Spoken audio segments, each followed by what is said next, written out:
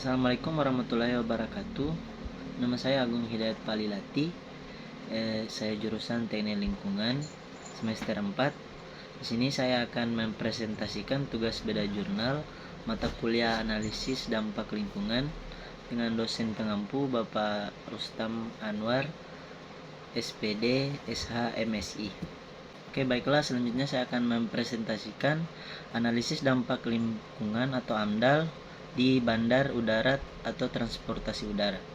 Transportasi udara merupakan moda transportasi yang cepat dan efisien. Kelancaran kegiatan transportasi tersebut didukung oleh ketersediaan bandar udara yang baik. Bandar udara merupakan lapangan terbang yang digunakan untuk mendarat dan melepaskan pesawat udara, naik atau turunnya penumpang, bongkar muarnya kargo, serta dilengkapi dengan fasilitas keselamatan penerbangan. Kemudian sebelum masuk lagi ke pembahasan, ada beberapa sejarah yang akan dijelaskan. Sebelum tahun 1960-an, rencana induk bandara dikembangkan berdasarkan kebutuhan penerbangan lokal. Namun sudah sejak tahun 1960-an, rancangan tersebut telah digabungkan ke dalam suatu rencana induk bandara yang tidak hanya memperhitungkan kebutuhan di suatu daerah, suatu wilayah, provinsi, atau negara.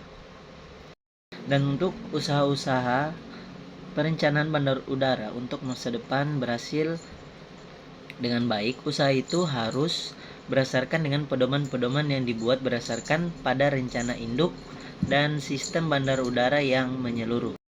Kemudian permohonan izin mendirikan bangunan bandar udara sebagaimana dimaksud dengan pasal 19 ayat 1 diajukan secara tertulis untuk pemerasan kepada Menteri dan melampirkan yang pertama, bukti kepemilikan dan suatu penguasaan lahan. Yang kedua, rekomendasi yang diberikan oleh instansi terhadap utilitas dan aksesibilitas dan penyelenggara bandar udara. Dan yang terakhir, bukti penerapan lokasi bandar udara dengan rancangan teknik terinci fasilitas pokok bandar udara yang sudah disahkan. Dan untuk perizinan lingkungan pada dasarnya terdiri dari izin lingkungan, yang kedua izin PPLH atau yang dimaksud dengan izin perlindungan dan pengelolaan lingkungan hidup. Kemudian izin PPLH merupakan bagian yang tidak bisa terpisahkan dari izin lingkungan. Izin PPLH antara lain itu mencakup yang pertama izin pengelolaan LB3 PP 101 tahun 2014. Kemudian yang kedua izin pembuangan air limbah ke sungai itu peraturan nomor 82 tahun 2001. Dan terakhir izin pembuangan air limbah ke laut itu diatur dalam peraturan nomor 19 tahun 1999. Dan untuk pengertian bandar udara menurut Undang-Undang Dasar Nomor 1 tentang Penerbangan dan Peraturan Menteri Nomor 69 pada tahun 2013 tentang pertataan kendaraan udara nasional, ialah wilayah daratan maupun di perairan dengan batas-batas tertentu. Baiklah, sini saya akan masuk untuk penjelasan bagaimana kita menganalisis dampak bagi lingkungan atau AMDAL itu pada bandar udara. Di sini yang saya dapatkan analisis kebisingan terhadap aktivitas di bandar udara untuk lingkungan sekitar. Bandar udara adalah suatu tempat atau area yang memiliki fasilitas dan peralatan untuk menampung kedatangan, keberangkatan, dan pergerakan pesawat terbang beserta penumpang dan barang yang akan diangkut. Bandar udara merupakan pintu gerbang untuk menghubungkan pusat-pusat perekonomian, wisata, dan pusat-pusat pemerintahan. Kegiatan aktivitas sarana transportasi udara ini dapat menimbulkan tekanan suara yang tinggi atau kebisingan. Kebutuhan masyarakat akan transportasi udara juga menimbulkan dampak kebisingan yang dihasilkan dari mesin pesawat. Saat pesawat landing dan take off, itu terdapat volume suara atau kawasan pemukiman di sekitar bandara itu dapat terpengaruh buruk akibat dari kebisingan yang terus-menerus dari aktivitas bandar udara tersebut. Intensitas kebisingan di bandar udara selain ditentukan oleh jumlah pesawat yang masuk atau beroperasi itu secara kumulatif selama 24 jam. Sehingga aktivitasnya baik waktu mendarat, tinggi landasan, pergerakan maju, landasan pacu dan uji mesin maupun jenis lainnya itu digunakan oleh pesawat tersebut. Dan kebisingan itu dapat juga diartikan sebagai suara yang tidak diinginkan yang dapat menimbulkan ketidaknyamanan bagi pendengarnya. Dan bising dapat diartikan juga sebagai bunyi yang tidak dikehendaki atau yang sumber dari aktivitas alam seperti berbicara, aktivitas buatan manusia, dan penggunaan mesin. Dan untuk menambahkan bahwa polusi udara atau kebisingan juga dapat didefinisikan sebagai suara yang tidak dikehendaki yang dapat mengganggu aktivitas manusia lainnya, sehingga beberapa kemungkinan kecil atau lembut suara yang terdengar. Jika hal itu tidak diinginkan, maka itu akan disebut dengan pencemaran kebisingan. Dan ketidaknyamanan kebisingan adalah bunyi yang tidak diinginkan dari usaha atau kegiatan dalam tingkat waktu tertentu yang dapat menimbulkan gangguan kesehatan pada manusia, ketidaknyamanan lingkungan, dan semua itu diatur menurut Peraturan Menteri Kesehatan Nomor 718.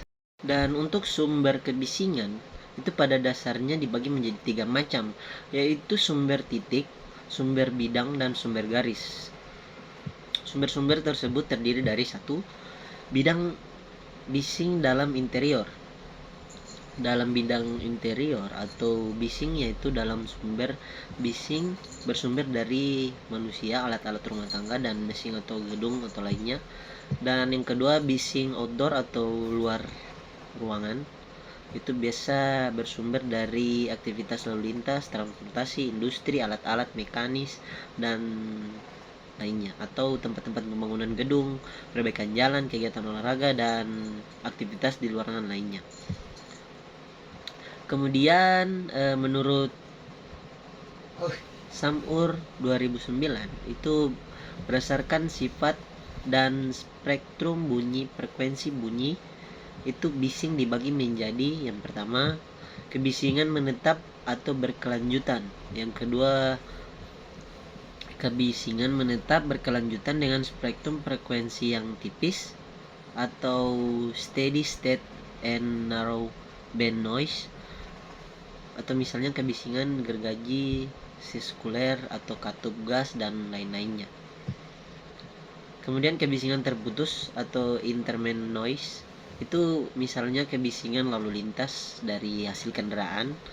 Kemudian kebisingan implosif atau impact of implosive noise, itu seperti bising atau pukulan palu yang dihasilkan dari pekerjaan luar ruangan.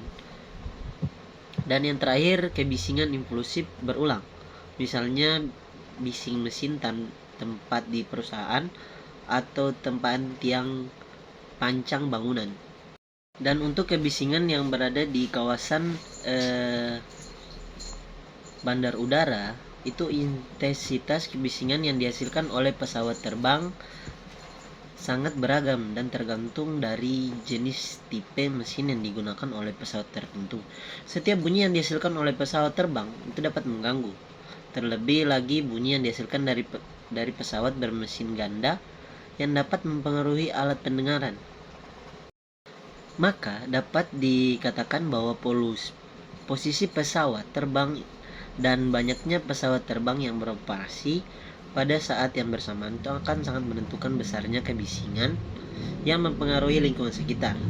Dan untuk baku mutu kebisingan itu adalah nilai bising yang diperoleh terjadi di media lingkungan pada Surat Keputusan Menteri Negara Lingkungan Hidup nomor 84 tahun 1996 tentang baku mutu tingkat kebisingan, menetapkan bahwa maksimal kebisingan yang diperoleh dikeluar dari suatu usaha kegiatan sehingga menimbulkan gangguan kesehatan pada manusia atau ketidaknyamanan lingkungan, itu peruntukan kawasan pemukiman, nilai ambang batas tingkat kebisingan yaitu 55 dBA.